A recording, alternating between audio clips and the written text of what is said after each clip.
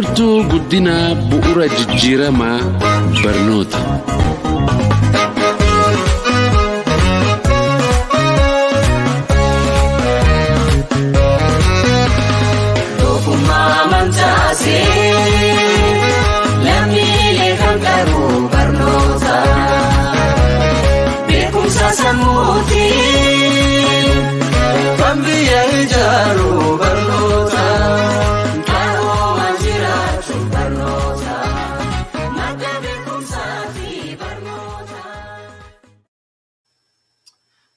Ashama dhaggeeffattoota fi daawwattoota Birmaduu Miidiyaa nagaan Waaqayyoo isiniif haa baay'atu.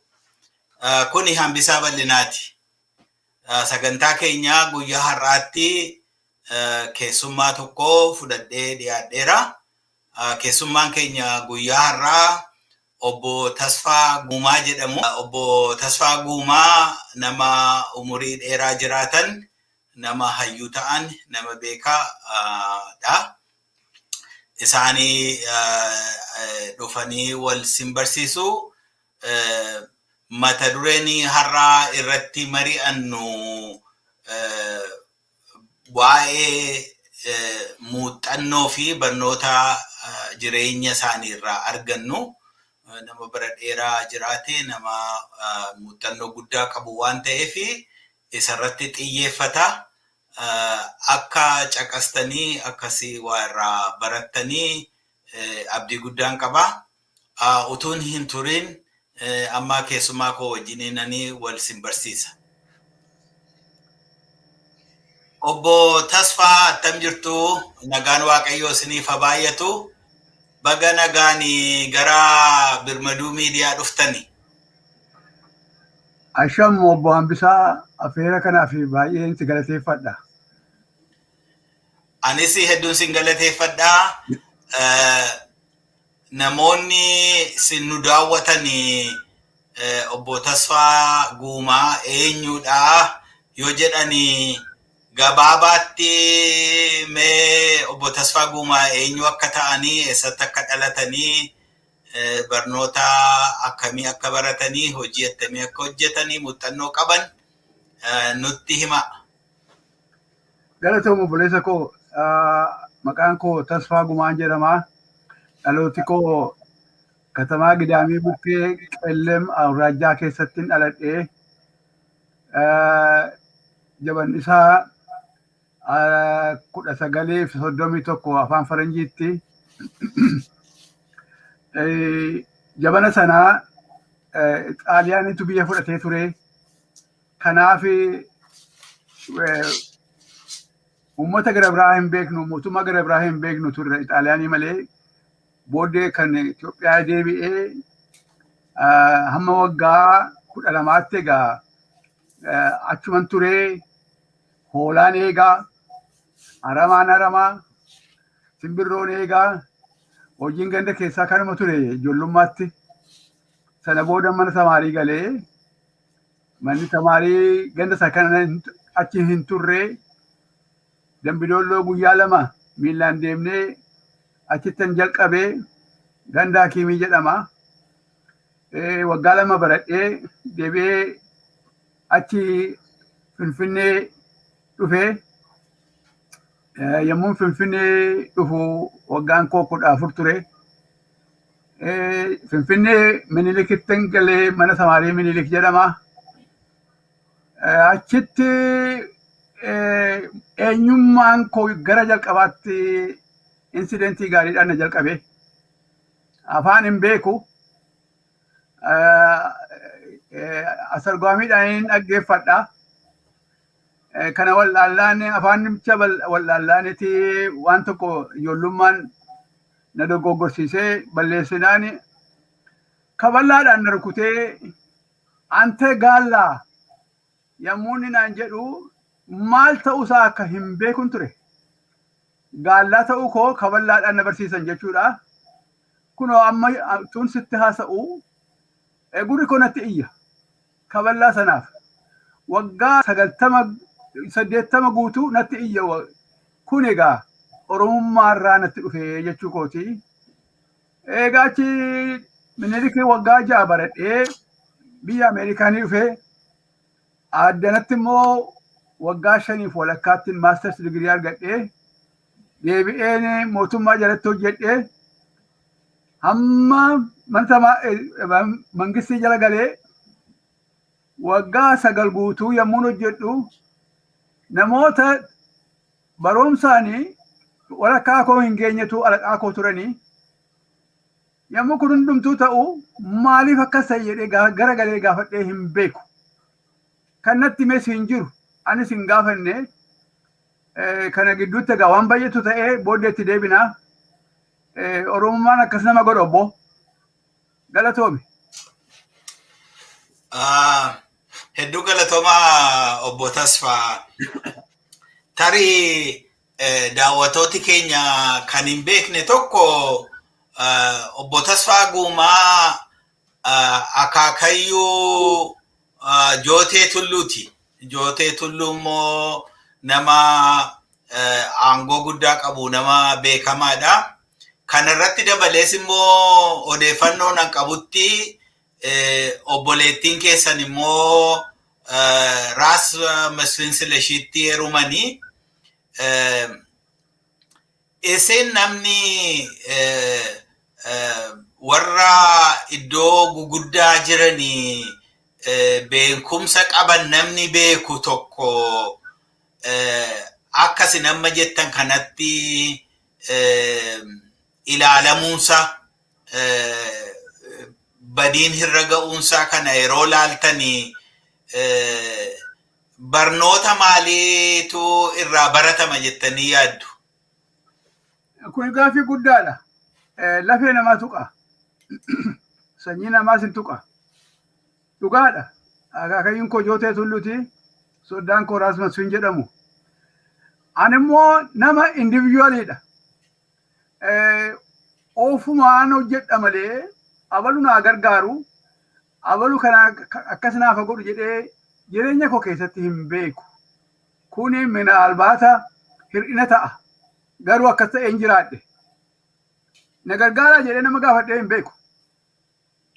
Kanaaf yommuu rakkinni kun hundumtuu narra ga'u ani rakkina kanatti dhufe jedhee waan hin gaafanneef isaan immoo rakkina qabu turan. Yeroo baay'ee akka Oromoo utuu hin ta'in akka Amaaraatti of ilaalu turan. Ilaa kunoo Jootee Tulluullee erga du'ee tureera. Warri jiran kun garuu Amaara ta'anii waan of barsiisaniifiti gara galanii waa'ee Oromoo rakkina Oromoo gurbaan kun Oromoodha akkas ta'e jedhanii haasa'uu hin dandeenye hin barbaanne. Siraatii sanatu akkas ture. Oromummaan hin ka'u. Dhoowwaa ture. Karaa halleeyyuu akkasitti kunoo inni nurraa utuu hin ka'in kunoo ammas utuu aniifate haasofnu Oromummaa balleessuudhaaf hojiirra jiru. Akkas ta'eeti kanan gargaarsa dhabee kanan guddachuu dadhabeen sin jedha. Hedduu galatamaa Obbo Tesfaa. Dubbiin kun dubbii bara dheeraaf nu duukaa turedha. Namoonni ammumallee yeroo kanatti namoonni mootummaa Empayeera Itoophiyaaf hojjetanii mootummaa koloneeffataa kanaaf hojjetanii Oromoota kan ta'an kan isaan yaadanii itti dhiyeenya qabanirraa yookiin taayitaa qabanirraa yookiin beekamtii qabanirraa kan ka'e isaan akka waan addaa ta'anitti Oromummaan isaanii akka inni balaa itti fiduu hin dandeenyetti lakkaa'u. Garuu waan agarru immoo kana miti.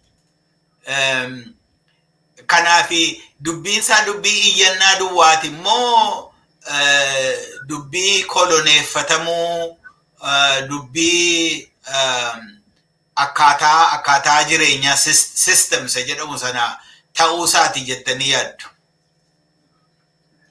Kuni rakkina kana kan nutti fide Oromummaa ta'ee utuu jiru Oromoon iddoo lama sadiitti ramadamuu dandeessi. Inni guddaan kiyyoo keessa kan nu galche ofittummaadha. Dhimma keenya individual dhimma keenya ilaalla malee dhimma sanyii keenyaa, dhimma Oromummaa, dhimma Oromiyaa kana ilaallee saba keenyaaf jennee yaadnee hin beeknu. Rakkina guddaa qabna. Maaliif yoo kana goone wanta nu keessa jiru nutti hir'ataa jenna. Fakkeenya warra gara biraas ilaaluu hin barbaanne naa galuu dide. Biyyooleen alaa biyya keenya, sanyii keenya jedhanii waa'ee sanyii isaanii yaadu. Oromoon kana yaadu. Maaliif akka ta'uu dadhabee experience warra alaa barannee duukaa bu'uus hin barbaanne yookiis hin beeknu. Kanatu rakkina gadhee keessa nu galchee ammareefu galanni waaqa ga'u qeerroon ijoolleen keenya dammaqxee ahaa kun akkasiidha jettee haasaa Oromoo, dhibee Oromoo, rakkina Oromoo ala baaftee addunyaatti dubbattee kunoo ijaajitee nuuf falmuu jalqabdeetti. Kanaaf qeerroo qarree baay'een galateeffadha. Sila yeroo dubbattanii waggaa 14 Finfinnee dhufe jettanii dubbiin barsiisaan isin kabalu sun kun ta'e Finfinneetti. Gaallaa ta'uu koo akkatti na barsiisee jettanii kanaaf utuu Finfinneen dhufinii fi Finfinnee eega dhuftanii booda garaagarummaa attamii agartanii maal ture garaagarummaansa? Utuu Finfinnee hin dhufini Amaara ta'ee Oromoo ta'ee maal ta'ee maal garaagarummaa isaa hin beeku. Kan natti himes hin jiru. Anis mucaadhaa hin gaafanne. Garuu Dambii Dolloo dhaqee yommuun baradhu afaan Oromootiin baranna turre. Wangeelas afaan Oromootiin hundumtuu afaan Oromootiin ture malee afaan Sidaamaa akkuma ati afaan Faranjii baratte kana bukkee isaa godhanii nu barsiisu malee afaan Oromoo ture. Afaan Sidaamaa kan jalqabame ergan Addis Ababaa dhufee duwwaadha. Karaa gara biraa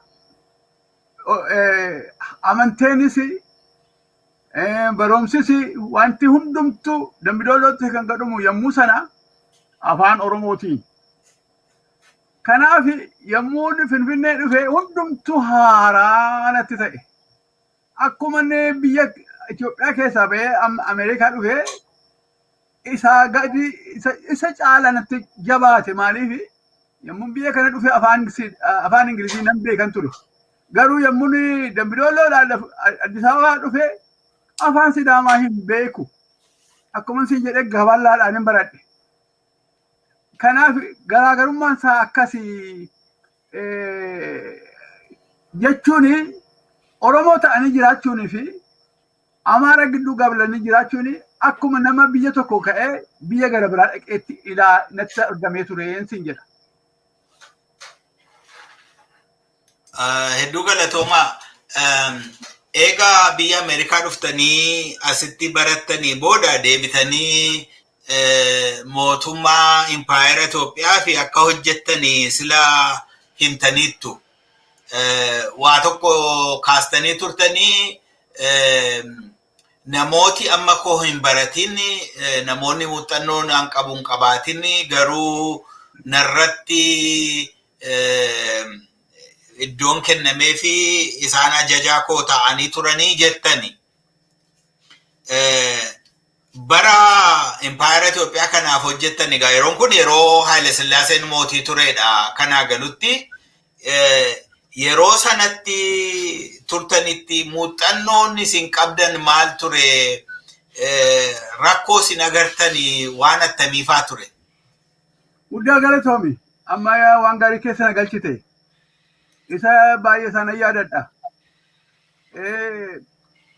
Mana tamaarii Ameerikaanitti deebi'ee ani ofan barsiise hojjedhee biyya kanatti kanaaf mootummaan kaffalee waan nan barsiifnee fi na dirqisiisanii of jalatti na hojjisiisu jedhee hiyyaan nan ture.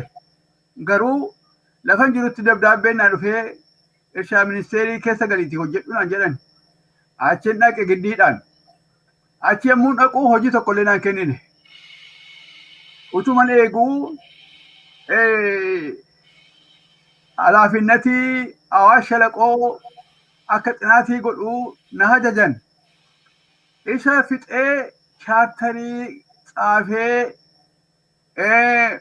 መስሪያ ቤቲinsaa akka ijaaramu godhee Awaash Shalaqoo baalasilxaan kan jedhamu anatu maqaa baase. Kun erga dhumee mootummaan erga faqqadee booda nama an hin beekne nama haayiskuuliin fidhatu dhufee mootummaan kan hajajaniiru jedhee hojii sana narraa fudhate. Xaqlaa ministeer biiroodhaa dabdaabbee sana fidee dhufe. Namni kun haayiskuulii nama fixe miti. Egaa ammaa inni mikinaatisaa ani hin beekun ture. Garuu xaraxareera. Oromummaa kooti. Malee waldhaalummaa koo miti. Achi itti dhiiseetanii limaat baankii keessa gale. Limaat baankiis achi nama haayiskuulii hin fidnetu alaqaa koo waggaa ja'atu guutuu alaqaa koo ta'ee na hojjisiise. Dubbiin kun na dadhabsiise. Naa gamnaan inni nan ba'aa jedhee gaafannaan ganzab ministeeriin oduu kana dhaga'ee kottuu jedhanii interviyuu na godhanii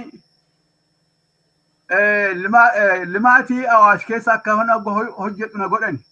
Achi Abaadir Irshaa kan jedhamu gaashaa 150 mee qajeelchi hojjedhu sana irratti immoo halaafinnatiin kee qotiisa mootummaa Itoophiyaa kan qabu biyya keessatti halaafiin siinaan jedhan. Ishiin jedhe Abaadirin gale achitti gaashaa 150 waggaa 2 walakkaatti jallisii galchinee complete developii goonee iddoo qabsiifnee jirbii dhaabnee firaafiree dhaabnee erga dhumee booda kottuu hojii keessaa ba'ii qotiisi kun gurgurameera naan jedhan. Deebi'ee rakkinni durii natti dhufe. Nan aare garuu waan godhu hin qabu, lafa dhaqu hin qabu, dhiiseen ba'e. Kana booda egaa piraayiveetii kan koo hojii koo jalqabadhee Agriindus Consult kan jedhamu private consultancy kan hojjetuun dhaabbadhee achittiin reefuu aara galfadhee biyyatti deebi'ee waggaa 9 booda amma reefuu aara galfadheen siin jedha. Hedduu galatoomaa akkanaa galutti yeroo isin wanta biyya Ameerikaa dhuftanii biyya Ameerikaatti barattanii fi yuunivarsiitii Finfinnee kana keessa dabartanii qabsoo ijoolleen barattootaa gochaa turte sana keessaa qooda fudhachuu hin dandeenye. Haa ta'uyyuu malee immoo akkanaa galutti gara 60mootaa keessaa yeroo fakkeenyaa fi Maccaa Tuulamaan ijaarame 60 keessaa yeroo adda bilisummaa Oromoo jalqabee gara 70 jalqabaatti yeroo sanatti qabsoon Oromoo kun harka lafa jalaatiin deddeemaa ture. Inni kaan karaa gargaarsaa, inni kaan qabsoo dhumaasaa qabsoo Oromoon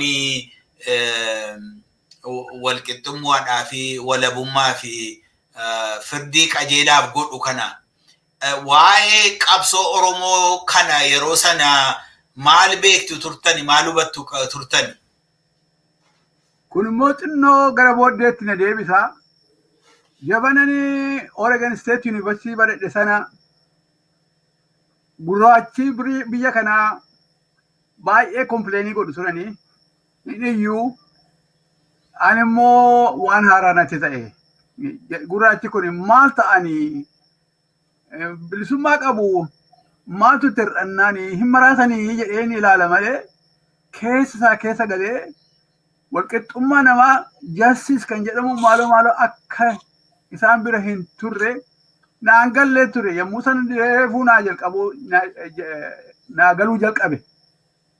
Amma kana waa'ee Oromoo wajjin wal bukkee goonee yommuu ilaallu edaa ani durumayyuu jalqabee justiin maal akka ta'e hin beeku, wal-qixxummaan maal akka ta'e hin beeku, gooftaan koo Amaara kana gaafadhees hin beeku, gaafachuudhaas amalas hin qabu, fedhiis na keessa hin turre, hundumtuu waan mootummaan godhee waaqayyotu godhee jedheen ilaalan ture. Amma reefuu gurraacha biyya kanaatu lakkii kun sirrii miti jedhanii irratti mu jalqabnaan inni justice equality kan jedhamu amma reefuun baradhee baruu jalqabe. Sana booda biyyattiin yommuu galu isa irrattis immoo nan ture jechuun koo utuu dhibee Oromoo maal akka ta'e utuu hin gaafatini nan ture. I was too late. Erganii mootummaa hojii mootummaa dhiisee kan koo jalqabe booda dingatuma qees guddinaa tumsaa minaalbaata dhageesseetta waa'ee isaanii hangafa obboleessa Baaruu Tumsaati na waamani.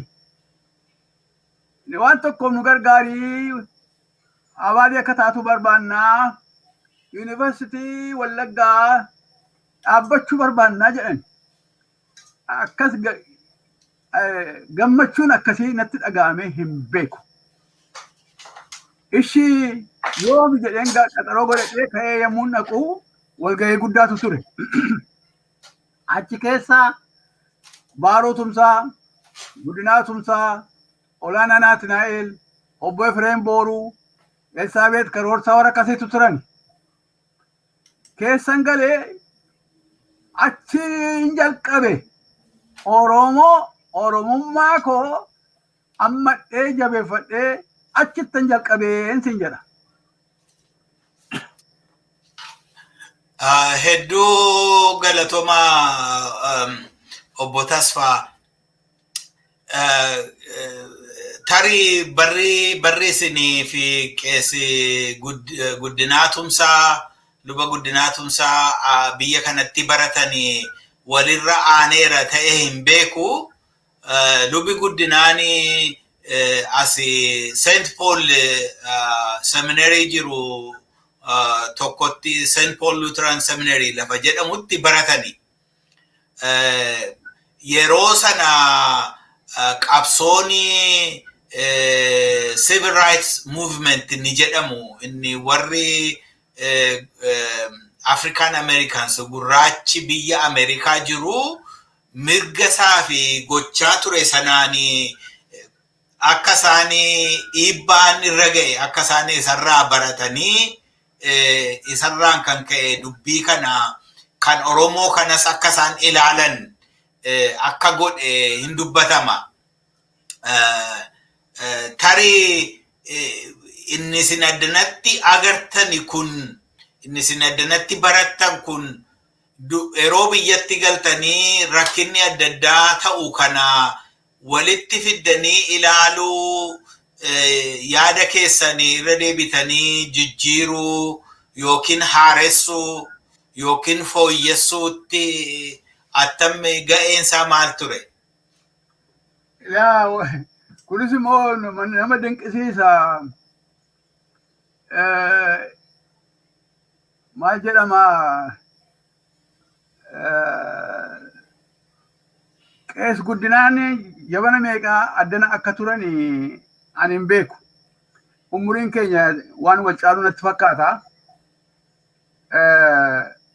Rakkinni isaan keessa galanii waa'ee equality kan baratanis as waan ta'eef isaan kophaa isaanii akka hin turre natti dhaga'ama.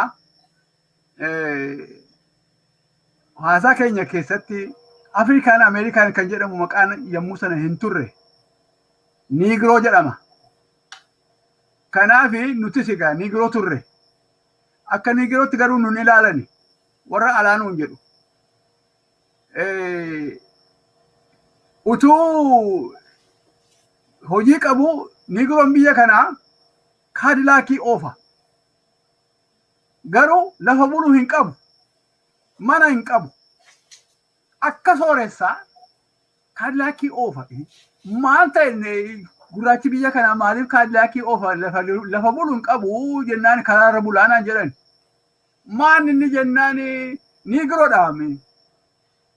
Lafa bitachuu mana ofii qabachuu hin danda'u naan jedhan. Kana egaa dur mana abbaa kootii utuu achi jiru mootummaan dhufee lafa abbaa kootii qalaadii funyoo lafarra harkisee yommuu qalaadii irraa kutatu ijaajjan ilaalan ture. Isattu natti dhaga'ama ture. Lammi ofii isaatii permanent property akka hin qabanne biyya kanatti godhanii biyya keenya akkasuma achuma keessa ture jechuudha. Ani ijoolleedha naan galle dubbiin. Haa ta'u minaalbaata ijoollummaadha kana keessa galanillee hubachuus hin dandeenye. Warri keenyas immoo kun akkas jedhanii nutti himanii hin beekani. Gara guddaa natti fakkaataa sodaadha. Malee kun barumsa guddaa miti utuu nutti himanii. Nutis immoo barree gaafachuu hin dandeenye. Akkasittiin keessa darbine qees guddinaan isaanittan deebi'aa. Dubbiinsaa na caalaa dursee isaan waan hubataniifiti walitti nu fidanii. Oromoota walitti fiduu baay'ee jaallatu turanii. Ani kana keessa galee hubadhee hin beeku. Keessa gallaan garuu baay'ee walitti haasofne.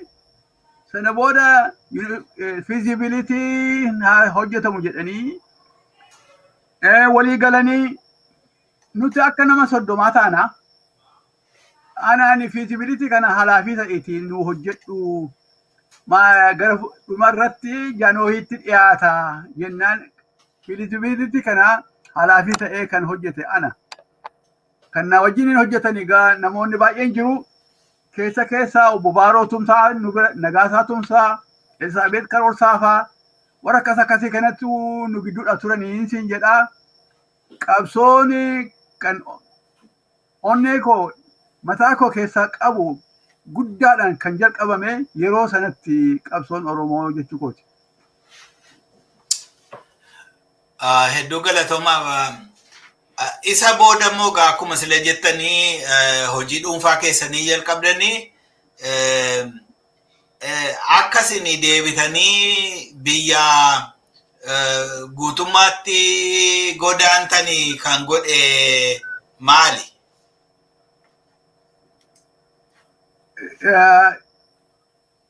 Kubbaaniyyaa koo ergan jalqabe booda akka garaa kootii waan barbaadde hojjechuu nan danda'an ture. Kanaafi hojii Oromoo yommuu walga'iinis yommuu jalqabamu yommuu godhamu karaa hallee akka garaa koo waan barbaaden godhan ture. Eessa oole eessa bulee maal hojjeta kanaan jedhu hin turre. Ba'eera mootummaa dhiisee garuu gamaa gamanaa cimcimtaan hin dhaga'a. Hojii kootu propertii warra gurguddaa kana tuttuqa. Gimmitiidhaan qaba hojii gimmitii. Yommuu kasasaman na bira dhufu. Ministeeronni na bira dhufu. Karaa kanatti maqaan koo ka'uu jalqabnaanii jeequmsa natti miidhaan natti jalqabuu barbaadani. Galanni waaqa ga'u waggaa 6 ergan hojjedhee booda mootummaan jeequmsa keessa galee Haayile Sillaaseen hin bu'anii achiin calma jedheetanii maamarkataa UN itti galfadhe.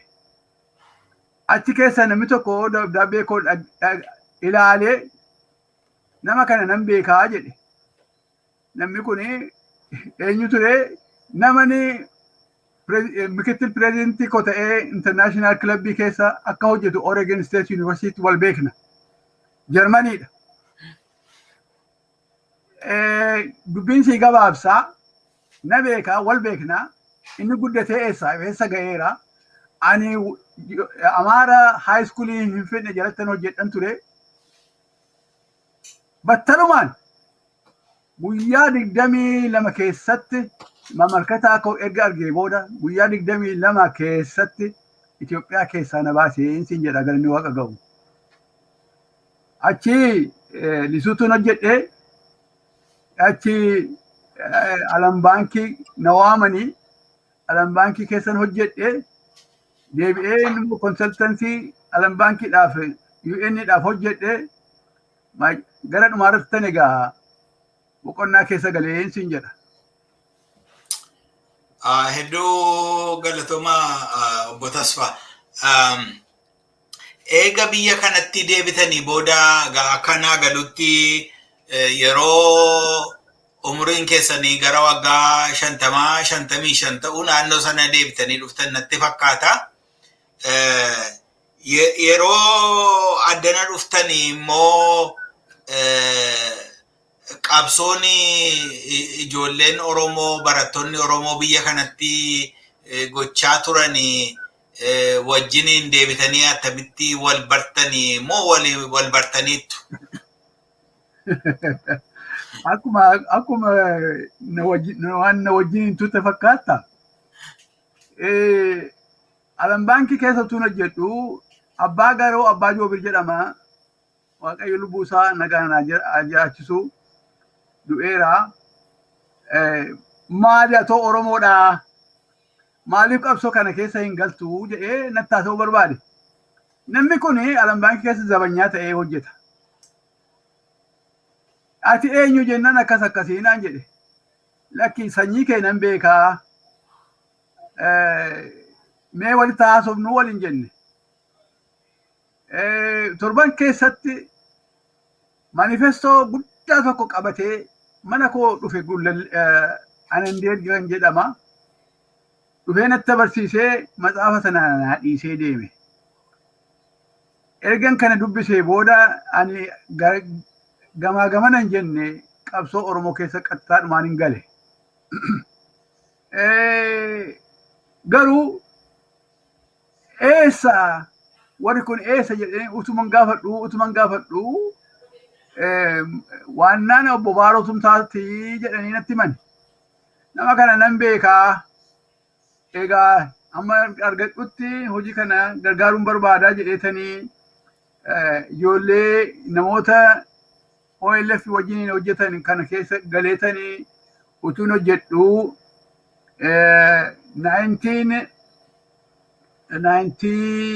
1990 irratti natti fakkaata. Booddee immoo 1997 irratti as Washington DC keessatti think tank kan jedhamu uumamee OLF think tank dirjitii tokko uumee biiroo isaanii keessatti xinaatii goonee warra qabsoo hojjetanitti dabarsinee xinaatii keenya kenninaa. Akkasitti nani qabsoo kana jabeeffachuu jalqabee achi jalqabee gadi hin dhiifne barganis dhaqee waan godhne qabnaa. Ergasii ani hojii kana gadi hin dhiifneen siin jedha. Baay'ee gaariidha. Baay'ee galatooma. Kan biraa kan muuxannoo keessan keessa waan ani dhaga'e tokko isin waa uumuu irratti afaan Ingiliziitiin inventisa jedhanii waa tokko uumuu irratti qooda fudhattu waan baay'ee hojjettu. Mirga uumuu patent rights jedhamu afaan Ingiliziitiin mirga uumuu baay'ee mootummaa Ameerikaa biratti kan galmaa'e akka qabdaniin dhaga'a. Mee waa'ee isa kanaa waa xiqqoo ishee nutti himaa. Ani uumuu jedhamu kana qaaliidhuma isaan hin jaalladhu. Uumaan Waaqayyo. Argeettii wani maqaa gara biraa yoo kenneefi nan jaalladhan ture haa ta'uuti paatentii yaada haaraa argadhee paatentii 9 qaba. Kanan jalqabee baankii keessa utuun hojjedhuuti. Kunoo 1982 tan jalqabee hamma yoonaatti hojiin kun garee guddaan uumuu duwwaadha. Uumuu dhiisii hojii paatentiiti. Kana keessaa inni guddaan inni ammaa waa'ee uffata makiinaati. Uffanni makiinaa kuni keessa galee yoonni sitti muu barbaade guyyaa tokko fixa. Gabaabaatti makiinaan kee uffata qabdii, lafa dhaqxetti uffatti, cabbii, aduu, awwaara, dhoqqee, qilleensi makiinaa kee hin tuqu. Lafa dhaqxetti gaaraajiin hin barbaachisu egaa. Maaliif gaaraajiin makiinaa kee wajjin hin deemu? Kun makiinaa kee wajjin lafa dhaqxetti itti uwwiftaa. Ikoonomiin isaa baay'ee guddaa ta'ee argameera. Amma Waaqayyo na gargaaree gabaa baasuutti jirra. Asumattis ijaajjisaa itti haalitiin isaa seenaan isaa baay'ee dheeraadha. Baay'ee galatoomaa. Kana hundumaa waanan kaasu ani barsiisaadha. Kanaaf miidiyaan kunis birmaduu miidiyaan barnoota irratti xiyyeeffata. Namni dhaggeeffatu, namni ol adeemaa ta'e, sabni inni bal'aan, hawaasni inni bal'aan waa irraa akka argatudha yaadni isaa. Isin nama umurii dheeraa jiraate amma akka nu badhutte naa ta'e umuriin keessanii waggaa 91 garuu isin na biratti yeroon ilaallu isin turre dargaggeessa fakkaata.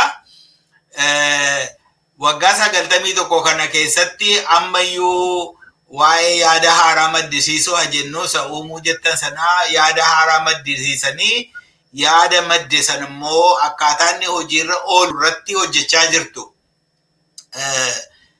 Mee kana hunduma isaa walitti qabaati bu'aa ba'ii jireenyaa argitani bara dheeraa jiraattan kanatti biyya keenya rakkoo isa jiru argitaniittu beektu. Biyya kanas nama biyya kanaarra rakkoo jiru dadhabbii jiru agartaniittu. Dadhabbii jireenyaa mataan isaa iyyuu gahaadha. Kanarraati nama si dhaggeeffatuu fi keessumaa immoo qeerroo fi qarree Oromoo fi kan barnoota ta'u kan dhaamsa ta'u maal ittiin jettu? Galatoomi baay'ee isheen kun qulfii guddaadha. Jabana Oromoodhaaf Oromiyaadhaaf hojjechaa ture. Namoonni nu keessa galanii Oromummaadhaaf hojjennaa jedhanii waanna fakkaatanii nu gidduu turanii namoonni jijjiiruu maqaa kaasuun ammaa fi barbaachisaa miti. Ani dhugaadhuma sitti akkuma qabsoo kanatti amane isaanis waan amanan natti fakkaateen hojjedhan ture.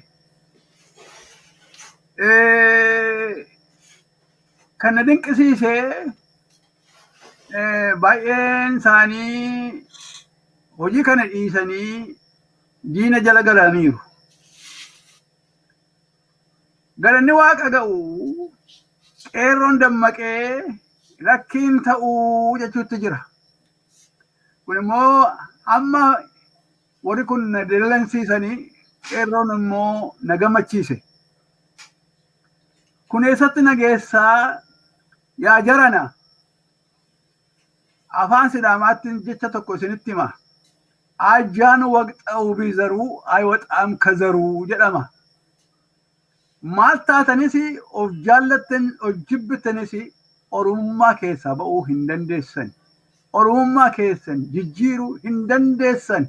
Kun uumaa Waaqayyooti. Waaqatu akkas ta'e jedhee si uume. Kanaafi Oromoodhuma fixuudhaaf miidhuudhaaf diina keessa diina jala galuuni of ajjeesuudha. Gara galanii of ajjeesuudha.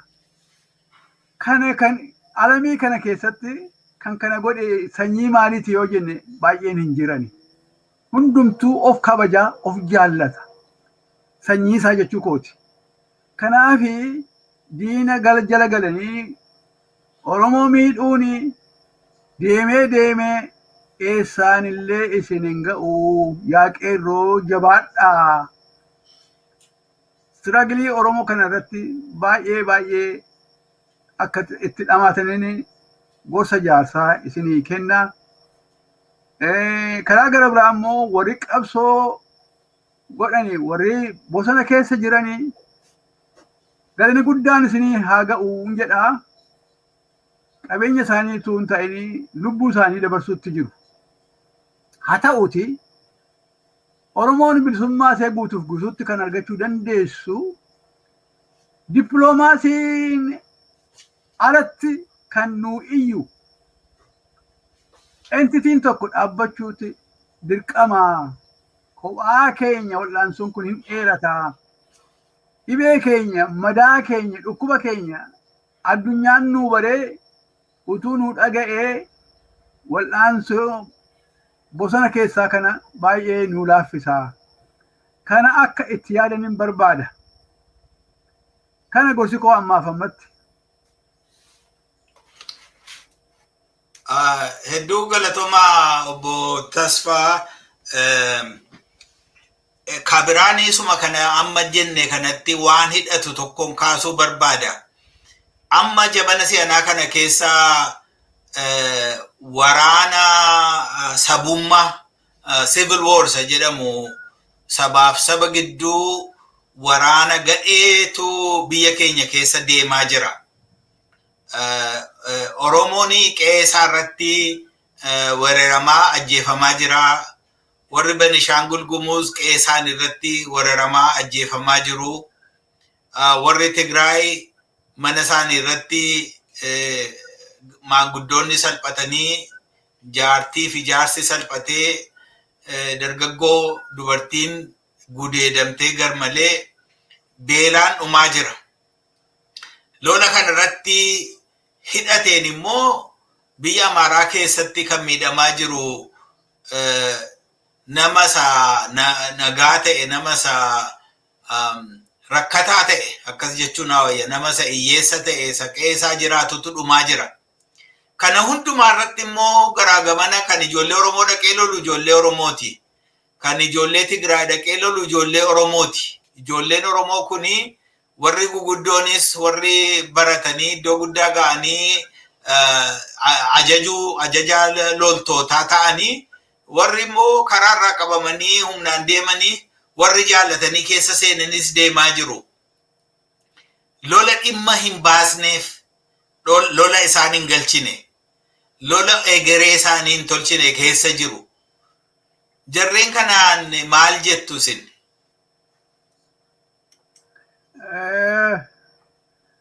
Guyyaan kun hin dhiyaa boriin bari'aa kan jechuu warra hin dandeenyetu hojii kana keessa galani. Kun immoo kaansarii madaa Oromoo durumaa jalqabee waan dhalateedha, waan jiruudha. Gaaf tokko akka dhaabbatu abdiin qaba. Kaansariin kun ofittummaa jedhama. Har'a oolanii buluudhaaf, har'a waan ittiin garaa isaanii guutanii buluudhaaf barbaadanitu Oromummaa isaanii irraanfatanii Oromoo jibbuudhaaf dirqamanii hajajamtuu diinaa ta'anii gara galanii sanyii isaanii warri fixuutti jiran kun maqaa baasuuf hin danda'u, hin jiru. Tarni kooti jedhamu itti hir'ata. Kanaaf ofittummaan yommuu Oromoodhaaf hojjennu ofittummaan kun haa irraanfatamu. Hin ta'u eessaan illee nun ga'u. Eessa dhaqanii warri dargii keessa hojjechaa turan amma eessa jiru?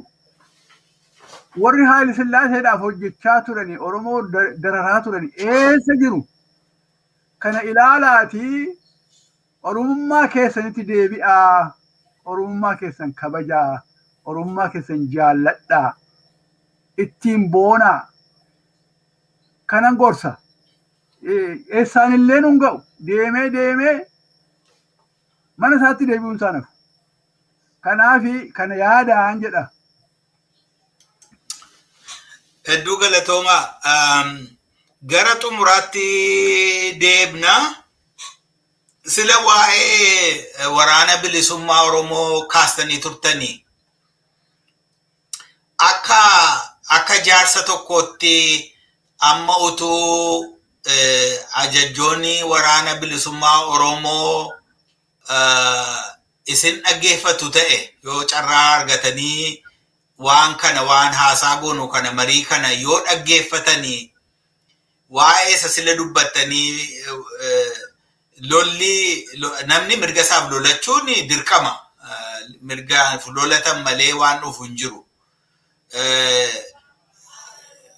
Biyyi lafaa lafa isheen geessee jirturraan kan ka'e immoo dubbiin lola duwwaan hin dhumu. Lollumaan iyyuu wanti mirgi argatame tokko karaa biyya lafaa wajjin dippiloomaasii gochuudhaan itita argata. Waa'ee kanaa utuu gorsa jedhaniitu sin dhaggeeffatanii maal ittiin jettu afaan tokko lama? Ilaamee boleessa koo abbaan iyyuu malee ollaan hin darmatu jedhama miti. Kanaafi nuti addunyaatti iyyachuun barbaachisaa ta'ee utuu beeknu achi hin geenye ganaa. Warri ala jirus quba walitti qabutti jirra malee organized taanee iyyannoo Oromoo addunyaatti himannee kan nu qajeelchu ijaaramee hin beeku. Kuni baay'ee barbaachisaadha.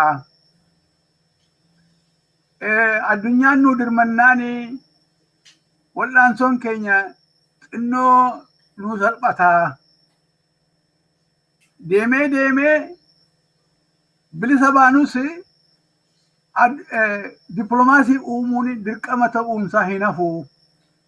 Amma haa jalqabamu. Daayaaspooraan kana garaagarummaa isaa lafa kaa'ee tokkummaa isaa Oromummaa jalatti ijaaree hojii bosonaa jabeessuudhaafis hojii poolitikaa biyya bulchuu jalqabuudhaafis daayaaspooraan walitti dhufuutu irra jira. Anatu kana godhaa, anatu kana godhaa haa hafu. Oromummaa Oromoo jennee waa'ee Oromoo duwwaa irratti haa xiyyeeffannu. Ofittummaan booddee dhufa. Ofittummaa jechuun poolitikaa keessa galuudha. Poolitikaan warra yaada waliin galletu budinii dhaabbatanii waliin dorgomu.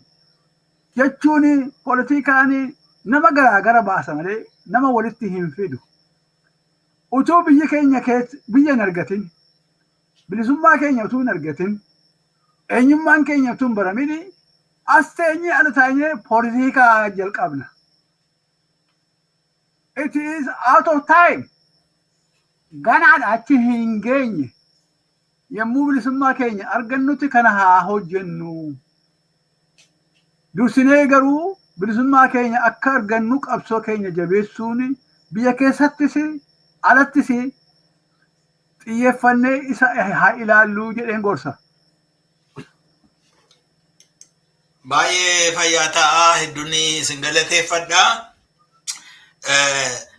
Gara dhumaatti yeroo finnu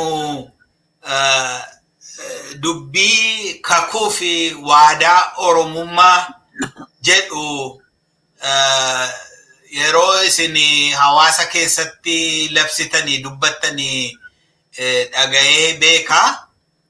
Mee waa'ee kakuu fi waadaa Oromummaa kana maal akka ta'e waadaan galamu kunis waadaa attamii akka ta'e nu ibsa.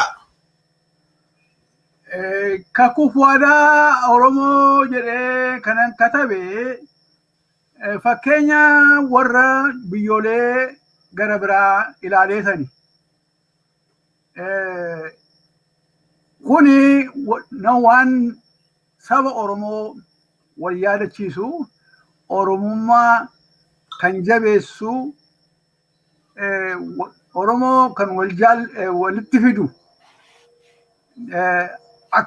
ta'ee akka argamuun barbaade. Warri gara biraa maal jedhu pledge of allegiance jedhama. Westiin gara guddaan warri westii kuni kana jabeessanii ittiin fayyadamu. Nutis kana hojjechuun nu jajjabeessa. Especially warra alaas haa taanu, especially warra bosona keessa jiran immoo baay'ee gargaaruu danda'a. Kanaafin kana katabee yoo yeroo argattee jecha isaa si himuu nan danda'a.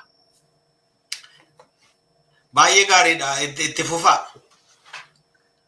Akkan jedha egaa ani Oromoodha jalqabaa hamma dhumaatti. Oromummaan eenyummaa kooti.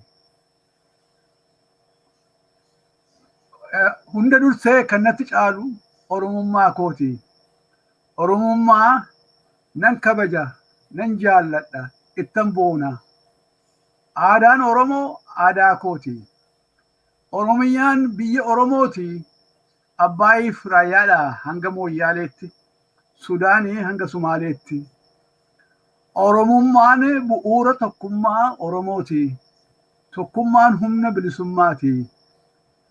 Nagummaaf badhaadhuma Oromootiif waaqa nan kadhadha. Eenyummaa Oromoo kabachiisuuf dirqama koon godhadha. Kanaafuu mirga Oromootiif jedhee sodaa malee wareegamuuf nan kakadha jedha. Kana warri bosona keessa jiranis warri alaas utuu wal barsiisanii nu gargaara malee nu miidhu. Karaa dheeraa deemuu dandeenya. Deemee pledge of allegiance erga biyya taanee booda barbaachisaadha. Kan qajeelfamu yoo jiraate haa qajeelamu malee kuni pledge of allegiance Oromummaa keenyaa fi waan barbaachisu jedhee ta'ee natti argameera. Hedduu galatooma Obbo Tesfaa baay'een isin galateeffadha.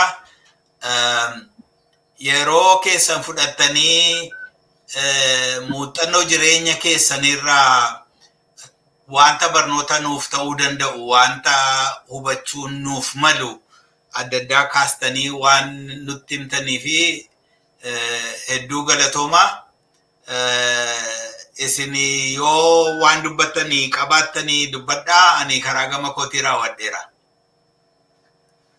Keessan deebee kan sagalee koo ol kaasee gabaabsee himuu barbaadu afaan Sidaamaatti nutti ta'eeti malee ajaan waqxa'uu biizaruu aywaxaam kazaruu Oromoo Oromummaa keetti deebi'i, Oromummaa kee kabaji. Sana booda eenyummaan kee namummaan kee kan beekamu. Ofitti deebi'i, biyya keetiif hojjedhu, ofittummaa lafa kaa'i yeroodhaaf dabarsi, pospoonii godhi jedheeni saba koo gorsuu barbaada. Galatooma obboleessa koo. Hedduu galatooma Obbo Tesfaa baay'ee fayyaa ta'a. Waaqayyo isin haa eebbisu. Ameen. Isinis haa eebbisu akkasuma godhee. Ameen. Egaani dhaggeeffatootaa fi daawwattoota keenyaa guddaa isin galateeffanna yeroo keessan fudhattanii waan nu dhageessaniif, waan nu dhaggeeffattaniif. Waa lamaan tokko dubbachuun barbaada waan isaan kaasan irraa. Isaani ijoollummaa kootti afaan Amaaraa wallaalte jedhanii na kabalanii jedhani. Akkuma sila dubbadhe immoo isaan namoota guguddoo ta'anii namoota taayitaa qabanii wajjiniin firooma qabu, walitti siqeenya qabu. Nama firoomaa fi walitti siqeenya guddaa qabu akkasii Oromummaa isaarraatiin kan ka'e warri kabalanii, warri miidhanii, warri nama isaan gadii, nama hin baratiin isarratti gooftaa godhanii dhaaban. Ammallee kanumatu fufee jira.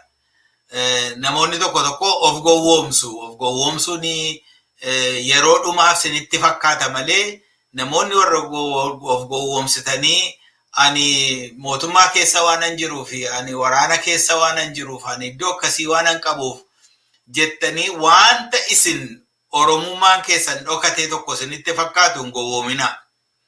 Gaafa san dhimma baasuu dadhabdanii akkuma nama agadaa alanfatee mi'aasaa keessaa cuunfee eega keessaa fixee booda immoo tufu jarri kun isin tufu.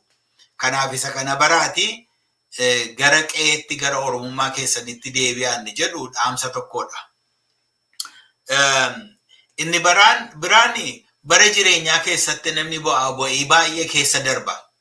Hin argataa, hin dhabaa, kabaja argataa, kabaja sin dhabaa, jireenya argataa, jireenya sin dhabaa, waan hundumtuu geeddarama. Garuu waan geeddaramu keessatti umuriin namaallee yeroo deemu waan itti amanan tokko, wanta dhugaadha jedhanii fudhatan tokkotti cichanii dhaabbachuun barbaachisaa akka ta'e, abdii kutachuun akka hin feesisne, amma dhumaatti tattaafachuun akka barbaachisaa ta'e isa kana jireenya obbo Tesfa Guma irraa hin baranna waanuma isaanii nutti manirraan. Isaan ammallee nama guddaa ta'anii nama kunogaa jaarraa tokkotti siqan ta'aniitu jiranii ammallee yaada haaraa maddisiisanii yaada haaraa godhuu isa kanarraati nutis barachuu qabna. Keessumaa dargaggoonni keenya qeerroof qarreen eeyyee yeroon ammaa kun yeroo jabaadha, yeroo rakkisaadha. Biyya keessaa dinagdeen biyyichaa kufeera, hojiin hin argamu, waan abdii nama kutachiisu hedduutu jira. Haa ta'u iyyuu malee waan dandeessanii gochuu qabdu. Horii argattan, qabeenya argattan waan hin taanetti bal'eessuurra karaa ittiin waa tokko uumtanii gootan, karaa ittiin waa hojjettan yaaluun sun barbaachisaadha. Amma biyya keenyatti namni baay'een waa'ee kaardii silkii irratti fakkeenyaa fi baay'ee horii hedduu baasa. Utuun daanqoo tokko bitattanii, daanqoo horsiisuu jalqabdanii maal ta'uu danda'a laata? Waggaa tokko booda, waggaa lama booda, waggaa sadii booda. Nakkuma tokkoon abdii kuttanii hin dhaabinaan ni jedhu sun barbaachisaadha. Akkuma sila himanii ijoolleen Oromoo warri mirga Oromoo fi kabaja Oromoo fi falmaa jirtan galanni nu isiniif qabnu, galanni lammiin keessan isiniif qabu cimaadha. Jabaadha, Waaqayyo sinaa jabeessu. Akkuma jedhani garuu jabina isachiirratti karaa ittiin walitti dhufeenya biyya lafaa, hariiroo biyya lafaa wajjin jirus karaan ittiin jabeessan sun barbaachisaadha. Kanaafi karaa isaa yaalladhaa.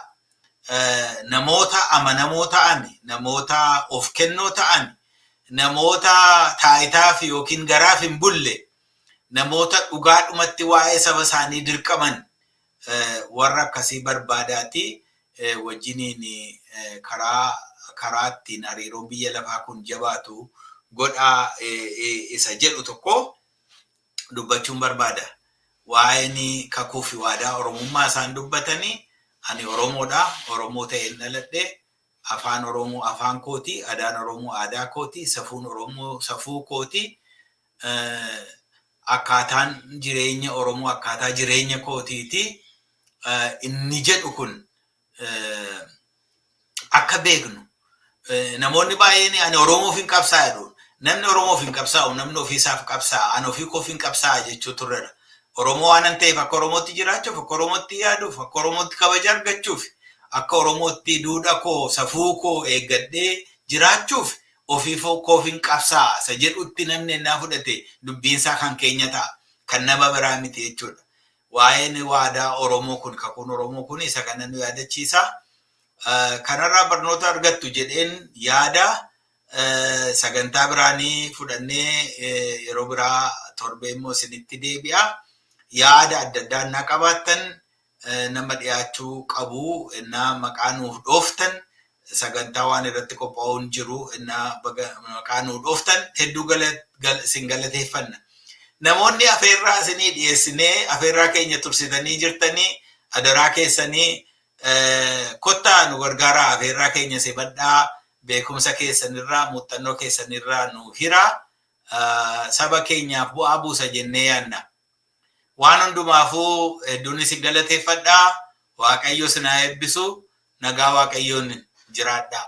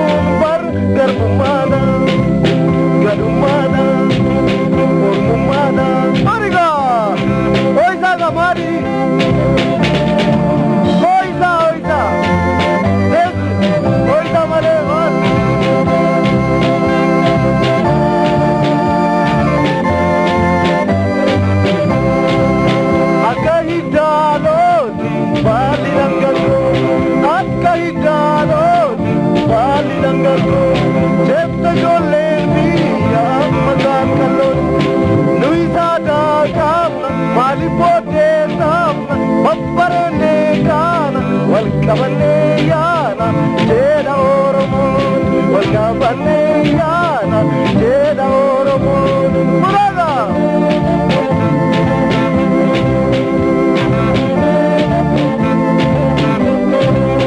Ololeko, utadoko, oromoko, utadoko, indabanna, maritanna, nagapaya, walgabanna, dargaggeessa, ammalleessa saame, haadha biyya, sittodeessa, mucaa biyya, na dhageessa. Sumanjale nama keessa gaggabduu kee namballeessa ol kaaftuu kee nan eebbisa murigaa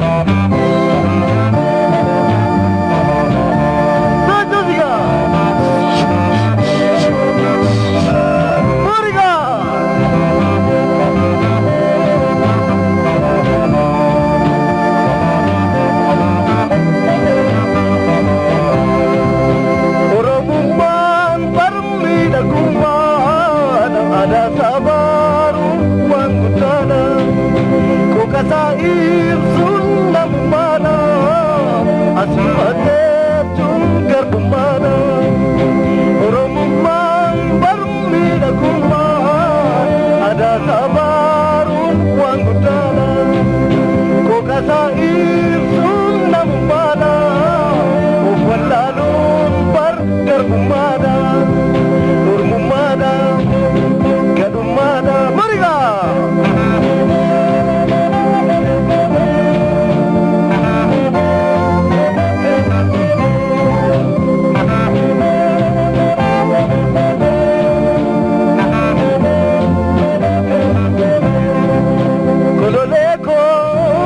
Utadoko, oromoko, ukitako, inasopna, maritanna, nagapaya, waliyana, dargaggeessa, ammam geessa, mutaabiya, na dhageessa, sumanjaadhu, nama keessa, gaggabduu kee, namballeessa. Ulkaftuke nane bisa mariga amma kala sasiana wajina tonala jela kage da wali turku dawale ya seni yoda ka ko ya boka ya seni yoda ka ko ya boka wajini laga ya se laga ya se laga Katanu, Gargarimbanu, Yadelulu, Yadelume, Yadelaka, Yadelaka, Sawalagana, Kutubapanna, Wadim Balete Corre, Ecotarum, Tangi Zirbi, Bufeda Lachi, Kottiki Zirbi Sorre, Ecotarum, Muriga.